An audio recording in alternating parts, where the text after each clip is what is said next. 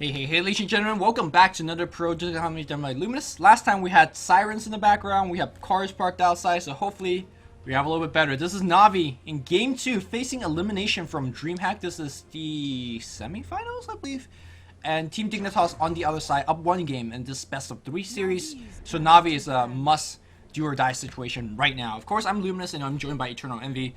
And I'm not going to ask you that one question, because we just cast it. So let's quickly jump into the draft. I want to quickly jump into the previous game first. Okay, go ahead. First off, okay, what the hell was I talking about? Dignitas did not lose win because Navi fed them at the first Roshan fight.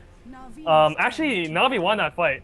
The reason why Navi lost that game was actually because they tried too hard to kill AUI, and AUI was out of position, but because he noticed at the very last second that he was gonna die, he waveformed out, and then Navi dived past the tier 2 to try to kill a Morphling who was already morphing. They wasted all their spells and then they got crushed, and that was what truly lost them the game. So you were talking about that particular team fight that developed right they tried too in front hard of the tier 2 tower, that there was a camp there, right? But I mean, it kind of correlates to what I was saying though. They tried too hard to kill people. Maybe once they realized that Dignitas was playing too good and they couldn't kill anybody, that they should just resort to farming it while scaring them. Okay. And the second thing I want to mention is, how come some certain players like Bone7 or Universe, you add a Dota to the end of their name? What's wrong with you? I think it's their Twitter, right? But Snaking has Dota2, Snaking Dota on it, and you call him Snaking. And Fog Dota has Fog Dota, but you call him Fog. I don't know, I just think you got issues. I do have some issues. Snaking Dota is just too many syllables. Universe Dota? It just rolls off, doesn't it? No. It really doesn't. I think you're just trying to make up random shit to try to understand your awareness. I have no yeah, I don't know. Alright, let's get into the draft here. Navi banning out heroes, well, that kind of owned them last game. Both Doombringer and Morphling was a big issue in these team fights. Meanwhile, Team Dignitas going to be banning both out junglers, Spectre, as well as Nature's Prophet, and they're going to select Darkseer and Jakiro. You kind of were talking about in the past where Darkseer is probably the most important hero for Team Dignitas to draft up, because it's a hero that allowed them to lane the way they want to lane, right? Either basically top lane solo with offensive jungles, or 2 or 3 people farming their own jungle, and Darkseer is one of the best heroes to do both. Yeah, they don't really do that anymore though. Like, not that much. They do it sometimes. Last game they did it. They had Enchantress and Darkseer, 2 junglers. But this game, they're the ones banning out their own jungler, so... And they banned out 3 of the 4 that they used. They jungle Froyon too. But the only one left now is Enigma. Enigma against a Rubik. It's doable, but it's a little scary. And the Jakiro against Rubik is extremely scary. Well, here's the thing. The way that when I talk to AUI about Enigma as a hero, they don't really see it as a black hole. I mean, it's an added benefit. They really use the Eidolons for pushing, and which is okay. But against this particular team of Flat Cannon, Call Down, and now added to it is a Rocket Flare, and also Fable, I don't think those Eidolons is going to be that effective. So I'm not sure if AUI specifically talked about the pushing. I think the Eidolon spell just overall gives him the ability to farm. Like, in any place, like, you can be ganking, you fail, and you're like, okay, I'm gonna go freaking Eidolon, like, creep, and then, oh, I'm in danger, I'm gonna Eidolon this neutral, and then walk away, and then my Eidolon's gonna farm for me. It's just a really good spell that gives him a lot of levels off gold. Enigma's always gonna have the gold to get in the mech. He's not gonna be like that Bane against Alliance. Right. With Mouse, where he just never gets his BK. Like, if he needs the items, he can just spend some time and he'll get those items. And that's the benefit of having Enigma. The fastest jungler, and a good farmer. He's good team fight, good pushing, good a lot of things. Okay. Good stuns. Good hero. I don't think that. But with that said, I don't think we're gonna see him this game, because there's a lot of counters already being selected on Navi. Yeah. Well, so I think we're gonna see one of the rare opportunities here where Team Dignitas runs a true double support, because a lot of times they only have like Fog on support and everybody else kind of getting a ton of farm. But for now, Luna being drafted up. Luna for AUI is one of my favorite hero / player combination, because I feel like his Luna is probably one of the best in the West. I don't see many other team even play Luna anymore, but it's one of their go-to hero. In fact, it's Navi going to be playing Enigma themselves, so that's something different. But on the same time, I think they were denying it. Just to pick it up. I think Yes. I already think that they have enough counters for it. To They be do, honest. but still with that Enigma hero, it's not a black hole hero. You don't. Exactly, it's not. The pushing is not going to be that effective. I guess the farming is what they're afraid of. The pushing is gonna be effective. He's Against gonna have Fable, Rocket Flare, Flat Cannon, Call Down, all this stuff? Or is it more like the ability well, to split push? there's other ways to push. Like one way to push is just to you're stronger, Right. and Enigma gives you that strength. He has even though he's not that strong in the early game, like level 1, he has pretty shit stats. He has a fairly good stat game, and he gets levels really quick. So he's gonna sit there and hit you, and if he has a BKB because Darkster went the mech, he'll be like, cool, you come at me, like come. And if you don't go at him, then he gets a try. Right. If they're gonna pick the single most stupid hero to ever be created by Ice Rock, that's gonna be the green guy. You're not even going to call him by name. But I think earlier we were talking about Enigma is there's many ways to push, right? I think the other ways you're talking about is, for example, you say, hey, Jakiro, you and I just go top. We see people, on the opposite side of the map. Let's just drop an Eidolon, hit the tower a couple times, get the tower, or we could back off and do some damage, right? It's not a hero that it's a must to push down a tower with the rest of the team. He could split push quite well for support. Yeah. He can split push a little beam there. Yeah. So it's pretty awesome. And Treant Protector being picked up against this particular team, which has at least Rocket Barrage to quickly burst down the living armor, but that's gonna make sure that Darkseer could play very aggressive up top or on the suicide lane, a bot, and gonna be fine. And that's gonna be allowing Team Dignitas' solo mid to actually do a ton of work as well. Or They're gonna need that because it's gonna be Dendi for snaking, guys. Well, what's wrong with Dendi versus snaking? Dendi is Dendi. And snaking. And snaking is a really good one-on-one player, but in the pro sense, he is not. Okay, shots fired. He really isn't. Like in one-on-one nowadays, the level of one-on-one ability is actually so ridiculous now. If snaking went back a year, he would probably crush everybody. But now, the one-on-one skill level is just drastically changed, and some players have fell lower. He's gonna go freaking Shadow Fiend against a Treant Protector. Holy shit, that's so risky. Because Shadow Fiend is one of the heroes where you have to try to win your lane. And if you go mid against a Treant Protector hero, that's like cool story. Like you can't do anything. Obviously, Team Dignitas is not gonna be playing the tree mid. I mean like someone else just gets armor. Oh, living armor, and then you can play very aggressive on the Shadow Fiend. Is it gonna be a possibility that we're gonna see a Gyrocopter still mid, and then Shadow Fiend in safe lane, and he is gonna do very easily? He's gonna have a fine time against Darkseer. If you go Shadow Fiend, Rubik, Enigma against the Darkseer with 3 armor, you just leave the game, I think. Say what? One more time? If you go Shadow Fiend, Rubik, Enigma against a Darkseer, you just leave. Like, you're just gonna get crushed so hard by a Darkseer. Yeah, but you know that's not how Team Dignitas plays, so... What, Darkseer offlane? They can't do that though. Wait. I'm not sure if what I understood what you said. I'm saying Dendi goes... Well, Dendi's gonna go mid round now because we know Dendi's playing it. But what if you? But Dendi always plays it no matter what. Like Dendi used to go safe lane with Shadow Fiend, but it's always Dendi playing. So my question is, why don't you go safe lane with Shadow Fiend? Because you can't do anything to Darkseer. Are you serious? Yeah, he has 3 armor. You have a Rubik. You have an Enigma. What does Enigma do? Well, the reason I'm surprised is because we saw this matchup in DSL. What do you mean? Dota Super League. It was a Treant Protector with Darkseer on the off lane. Well, the Treant was not there, right? Because he was just giving armor. Solo Shadow Fiend. Not solo Shadow Fiend. It was like a Chen in the jungle, and maybe one other support, like a Rubik or something. So basically, they just put a ton of pressure against the Darkseer in the early game, and basically gave Shadow Fiend like 2 levels of free farm.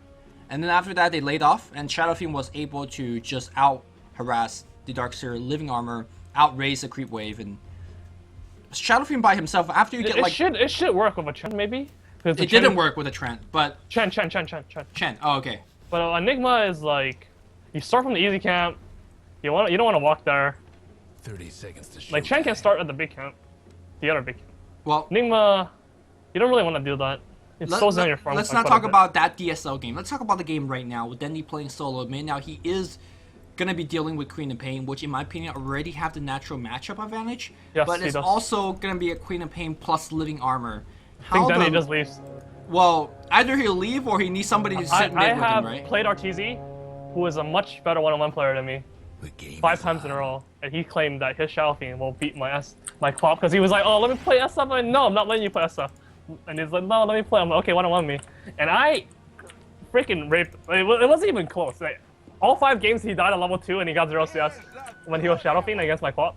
And this time he has freaking Living Armor, and the only benefit he has right now is that Snake King misses instantly, actually. And then he got a block off and deny with Dota on. And he got the first creep because Snake King missed, literally. And he's gonna get the first couple of last hits, at least the Oh my first god, he one. got 2. Oh my god, he got 3. Oh my god, he got 2. Alright, you're slightly ahead of me. I'm at 35, 36 seconds, 37 seconds. Living Armor doesn't do a single thing if the Shadow Fiend isn't harassing you, so I Why think didn't Snake King just run up the hill yeah, and hit Snake him? King gotta be actually playing a lot more aggressive. He's actually Yeah, got Scream of Pain! I'm leaving. wait. Why is he getting Scream Pain? I'm confused. Can he just because run up their hill and hit them? why doesn't he have Shadow Strike? I'm so confused. He's hitting from under a hill now, too. You have to understand the Enigma can't do anything. Like, you just have to run up the hill. Like, who's gonna stop you? Well, he has now found the fact that he can run up the hill. Yeah, and but he screwed up the creep equilibrium by screaming. So now the creep wave is gonna hit this tower. If he just Shadow Strike and ran up his hill, then the creep wave will be at his side forever. And Well. then he can't do anything. But Snake- he messed up the creep equilibrium. Snake King right now is perhaps, like you said earlier, not exactly a solo mid that can handle against Dendi. And Dendi, I mean, despite having the huge, severe matchup advantage, still doing okay. Now he hits level 3. The Shadow Raises can help him get a couple of CS if that's what he really wants. But to be honest, he's only sitting at 7 CS right now, so that's not exactly too impressive. He's a Shadow Fiend, though. Yeah, that's the thing. This is gonna get bad. Like, Snake King's lost his lane. It doesn't kill him with Living Armor. Like, this matchup gets hard if Shadow Fiend gets farmed. I mean, Snake King is getting constant living armor. In fact, at his full HP. In fact, he needs to play really aggressive. And also, when you're drawing the creep aggro like that, you lose a lot of your instances very quickly. I know this is a Dota game that we should be watching all the other lanes as well, but Nothing's happening. There's a free armor. Like, no one's gonna die. well, we'll quickly look it up. His AEI farming up top on Luna, not missing a single last hit because his AEI, and of course he's got a ton of break damage. Fog Dota as He well. does this one. Way too sexy. Gonna be pulling and jungling. Back on the other side of the map, you have Enigma, Puppy in the jungle, jungling there as well. And last but not least, Kuroki jungling on the other side of the map. Just a ton of jungling, a lot of pulling. Volsta's lasting away on, and of course, versus, you know, again, jungling. So, just a ton of jungling. But let's back in the mid lane where slightly a little bit more action. There's a Shadow Strike. He's got Shadow Strike at level 3, which, No gold. did he misclick? Is that a possibility? You can't misclick E to Q. He's a home player. It's not possible. So, why get Scream at 1? I just don't understand. I don't know, but I think he's giving them the handicap. Okay. Well, Dendi's definitely doing okay now. 16 last hit on the mid lane, so he's hitting at max damage. He's gonna hit level 5 very quickly. So those raises are gonna be a number. And in fact, Shadow Fiend, you're not expected to kill the Queen of Pain. That's not the issue, right? You just need to survive, and eventually you're gonna be a lot more useful as a damaging hero. Also, at one point you're gonna hit level 7 and you're gonna constantly raise the crit wave, and their tower is gonna be under pressure, so you can't gank with the Queen of Pain. Whereas the Shadow Fiend just walk to the jungle, get some extra farm. Yep. Well, Dendi, doing quite okay. Snake King, despite having the living armor, and despite the fact that he's bottle curling, is losing the lane to Dendi. He's getting crushed. He's getting quite crushed. Shadow Fiend, more last hits, more deny. I can't believe I'm watching this. He can't blame Pain either. There's definitely a lot of Snake King hate right now going on. No problem. So he didn't get the ring, that's okay. Enigma got it. He needed the regen too. Because the Dendi was being an asshole and he didn't let Enigma get his soaring. So if he didn't get that, he actually would have been AFK for like 40 seconds. Well, it's okay. It's gonna get the Soul Ring on the way back. It's also gonna get the bottom. You go back in the top lane. It's funny. Top lane is Maybe a back. little bit trouble. Ice Path is gonna hit him as well, and there's gonna be a leech sheet. But the Cogs are pushing everybody back, and in fact, Dignitas don't care. In fact, who's gonna get the first blood? It was Fogged. I got the first blood. Getting creep last hit, but not getting the particular hero last hit. AI getting a little bit stuck there, but I guess that was okay. Yeah, he died to the fire, I think. So it sucks. I don't think Fall was trying to do it. But one thing I was trying to mention before, AUI didn't miss any last hits because he didn't skill his aura until I think he saved one skill point, you don't want to skill it. If you skill it once and you lost it under a tower, it becomes a nightmare. But if you skill it twice, which he did at level 3, he went 1 level of Listen Beam, 2 levels of E, then you get each creep probably 95% of the time. So that's what he did. He didn't skill anything, then he skilled both points to his aura at the same time. I see. So that's particularly because this first point of the aura gives you just a tiny bit more damage. And it messes up everything. It becomes luck-based. You want your damage to stay away from 65 as much as possible. So 65 is particularly the value that we have to be careful about. Okay. Yeah. You sure you're not giving away too many secrets, Envy? No, I don't think so. I don't think anyone watches this. What are you trying to say? I don't think any pro player watches this. Okay. So... I do know that some pro player watches this, right? You know that. Right? I can't tell you. Oh my god, but you tell people what I'm watching. How is this even fair? Okay, actually, I'm joking. I don't know any pro that watches this. In fact, I know pros that said, I used to watch your video, but now that I'm a pro, I don't watch your shit anymore. I think that's me, guys. Fuck you guys. Fuck all y'all. But no, actually, multiple TP on the bot lane here. They're gonna focus on Puppey. Puppey getting slowed down. Ice Path is gonna hit. Nice juke here on Puppey. He's gonna try to walk back in. No, he's not even level 6. But here comes Dendi. One race now focusing on Universe. Second race. A little bit of Yaphet-esque in terms of how effective he is. A third race. Dendi Dota, guys. Holy fuck. With that double kill. With that haste rune. And he's gonna get this tower? No, in fact, he's not. He's gonna give it to Havos. But what a roam coming out from Navi. Dendi's playing incredible. Yeah, he is. He's really playing incredibly right now. Like, it's so clean. Yaphet-esque? That's all I'm gonna say. He is definitely the fastest player, no matter what. Like, I have played Invoker so much, and I have practiced the simulator and stuff, but I realized that no matter what I do, I cannot imitate how he plays What the Fuck mode. When I watch that video, like, it's just impossible. I can do it just as fast, but I can't do it the way he does it. He randomizes his spells usage, so he thinks of random shit and uses it. When I do What the Fuck mode, I just use the same spell over and over again. So you have this like this order memorized. Yes, somewhat. Like, I don't know how he just randomizes everything. So hard. Okay. Well. And he still does it so quick. If you do it in like a particular fashion, it's much easier. Even though I do it faster, if I do the order, it's just not as good. Back in the mid lane here, Kuroki trying to get that lift against Snaking. Snaking is going to back off, but if you look at the disparity on the mid lane here, 41 CS on the Shadow Fiend, 2 kills on him as well, 27 CS on the Queen of Pain, and now they're looking to pressure and kill here as well. Queen of Pain is going to hit level 7, so she's going to have all her spells maxed, or the most important one, she gets lifted, she gets tossed it back. I don't think they're going to die because of tree armor, but at the same time, uh-oh. Oh no! Game over. I didn't mention this. Game over. Oh, why didn't I mention this? Rubik is amazing against Tree. Yeah, he is absolutely... I mean, literally, you pick Tree just for that one spell, and now they have way more useful as a hero. Yeah. Well, Dendi's gonna have 300 go in the bank. Any idea what item's gonna go for? Shadow Blade, BKB, or we're gonna see a travel. Blink Dagger? Can we see a Blink Dagger? Old school. He's gonna go Blink Dagger, I think. He has to, right? Like, this is just amazing. Yeah. I'm not too sure though what he does now. He might just go BKB first item. Okay, there it is. BKB first item.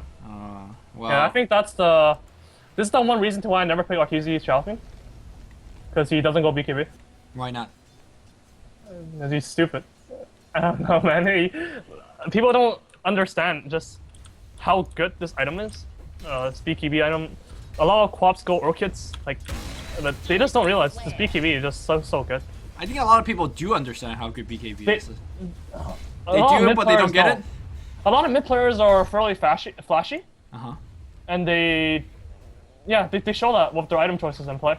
Like, Croc would never buy BKB. Things like that. Okay, But Dendi, even though he's probably the most flashy player of all time, probably on the West, he's actually a ridiculously safe player. If you like see the way he types on Skype and stuff, it's just like, yeah, he tries to be really safe. Well, back in the bottom here, call down as well as Malefice, and that Malefice stun, well, way too sexy. You're gonna have no way surviving that one. Tree trying to get some farm, trying to get that level 6, unfortunately got picked off. Back in the middle here, Navi Kuroki just constantly standing here, and with that living armor, they're gonna be a lot more effective trying to lift up Snaking. I want to see Dendi hit that tower a little bit more, and even tank that tower a little bit more, because they got living armor. It's free, might as well do it. Back in the bot lane, rotation coming out from Navi. This is the weirdest rotation I've ever seen in my life. the worst rotation ever. This is the weirdest. He just ran past the tier 2 from behind. Dire's mid tower won't Like last over here? longer. Yeah, what the hell was that? They even drop a ward. I guess that's not bad in terms of later on if you're pushing the tier 2 tower. But they get the tier 1. Gyrocopter also given the last hit here. They're up 5k right now. It's 10 minutes into the game. This is actually... Bad shape. This is messed up. I mean, was it the lane that was won on the mid lane? Was it the double kill Shadow Fiend? What is allowing them to snowball so hard right now? You gotta keep in mind that. Well, there's three things. There's two things. I guess the Shadow Fiend that crushed, and then he crushed bottom when he came in the gank, and the Rubik will freaking live your armor. Yep. Oh, Snake King's gonna blink back out. Unfortunately, the hook did not hit on him.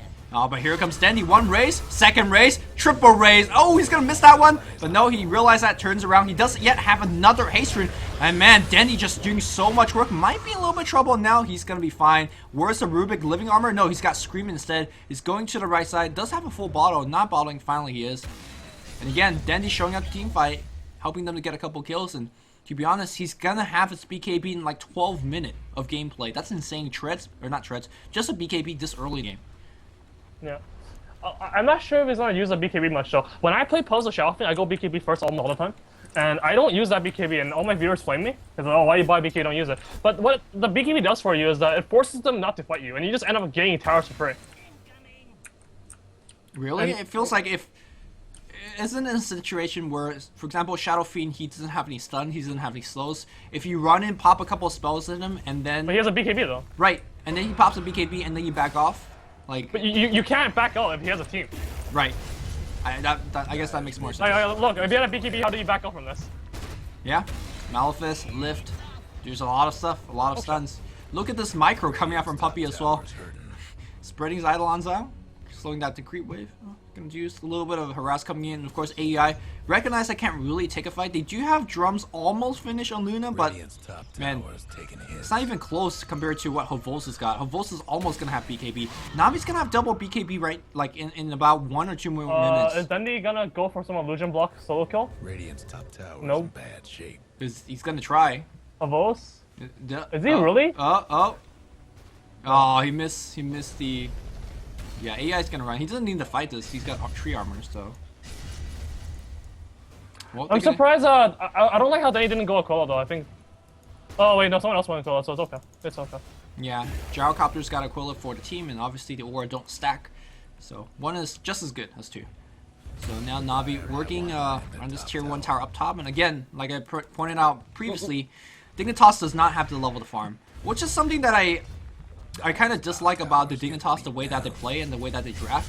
It's always very, very greedy. They don't lose the early laning phase much, but if you do, you're in a situation like this where you can't fight for a long time, because heroes like Darkseer, heroes like Queen of Pain, they're only really, really powerful if they hit a certain level. Snake King's gonna get hooked, lift him up, but unfortunately not enough damage out. He has got to push out as well. They don't have those BKB up just yet. Funix low. Sonic Wave, no, he does have the BKB, and here comes Dendi with the raises with the Requiem Soul. Not even a really good one, but enough to force everybody back. AUI, he's in big trouble. The Black Hole's gonna hit onto. The Roots is gonna come out as well, and that's gonna prevent Dendi from doing too much, but the call down is gonna give Havos a triple kill. He's looking for an Ultra, and looks like Kuroki's gonna find that with that Lucent Beam. But with that team fight, a full team-wide team fight, I really don't think Dignitas could...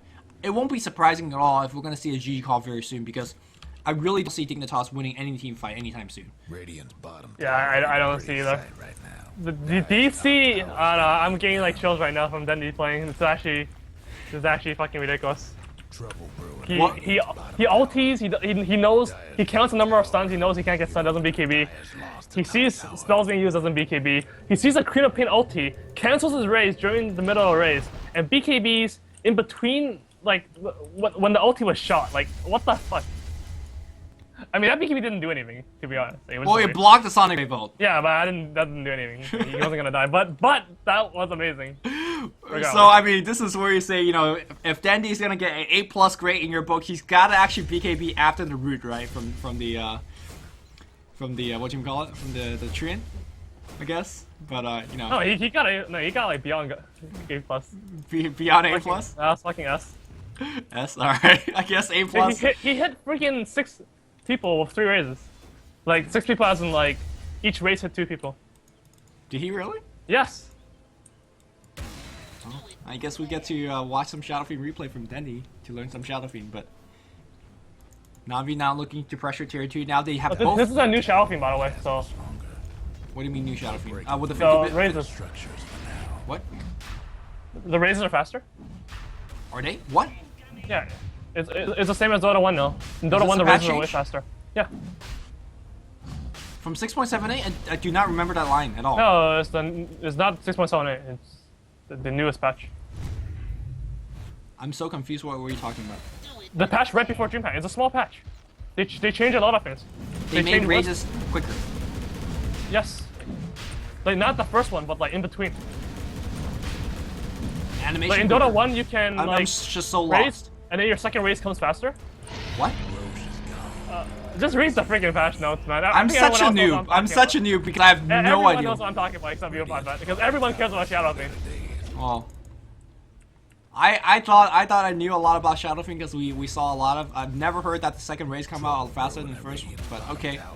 Oh, it doesn't come out faster than the first one. I'm just saying it comes out faster now. Okay, Kuroki getting caught out here, and the Root's gonna be on top as well. Where's the BKB from Dendi? He walks in, he's gonna drop his ultimate. The ultimate's gonna hit on top of everybody, and well, AUI is dead. Darkster is dead. They call the GG right there.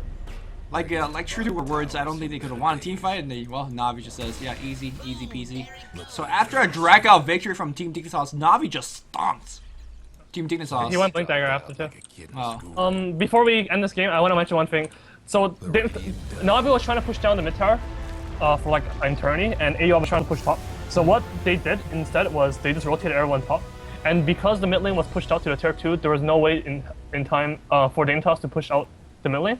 And because the bottom lane was already pushed out, there was no way they could get the bottom tower either. Like Dignitas getting a trade. So the only way they would get a trade off is if AUI gets the top tower and Navi gets the mid tower. So instead they rotated top, they got a top tower. AUI had to back off, and Dignitas didn't gain anything. So also I kind of talked about this previously before Team Fight broke out, was that the way that Team Dignitas plays and draft is that they pick these greedy lineup that if for whatever reason they lose the early game, it's so hard. Normally they could farm their way back, right? Because you're getting a lot more farm, a lot of EXP. But what exactly happened here? What is the difference here? Well, they lost the lane they can't lose, or they shouldn't lose ever. Okay.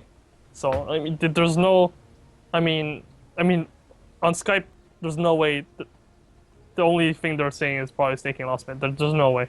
Okay. Maybe they should have considered the fact that Rubik against Tree is pretty bad matchup, and that was a huge deal. And even if he didn't lose mid, that would have played a pretty huge factor in the game.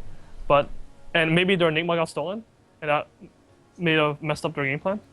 But I truly believe that sneaking losing that lane was a huge part of why they lost. Also, the other big thing that you just touched on just now is the fact that Dignitas was not able to get any tower trades, which is Dignitas always fall a little bit behind in the early game because of their draft. But they always get really smart tower trades. Like they sometimes even trade tier 2 towers for tier 1s, which they're okay with. Like as long as it's in like a fine trade, then they'll get some gold in the pocket. And then they I think tier 1s are better than tier 2s most of the time. Why is that? Well, I think a lot of casters point out wrong that tier 2 towers are better than tier 1 because it gives slightly more gold, which is like very slightly. But tier 1 towers give more map control than tier 2 towers for the most part. That's an important point. Yeah. There's not many tier 2 towers that are that important. Like for example, a tier 2 tower in your offlane generally is useless. True. And the tier 2 tower in the mid lane is generally not that useful either. The tier 2 tower in your safe lane is very important. That's the one that gives access to your jungle and access for support TPs. Yeah. Okay. And it also gives access to Roshan if you're Radiant. Right. I guess for to look at it numerically, gaining your first tower versus the enemy team gaining their second tower, tier 1 versus tier 2, you get a little bit more mathematically as well, but that's getting a little bit. How much more? Isn't it like just 50 or like 100? No, it's like gaining 200 gold when you only have 1,000 gold for your team versus gaining 200 gold when you have 1,500 gold on your team. Does that make sense?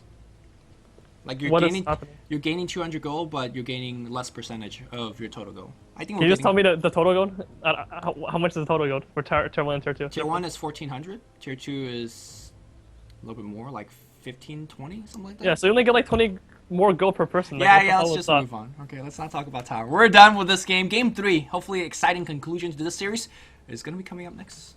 And stay tuned. This has been a cast done by Eternal Envy and Luminous, and we are signing off to you guys.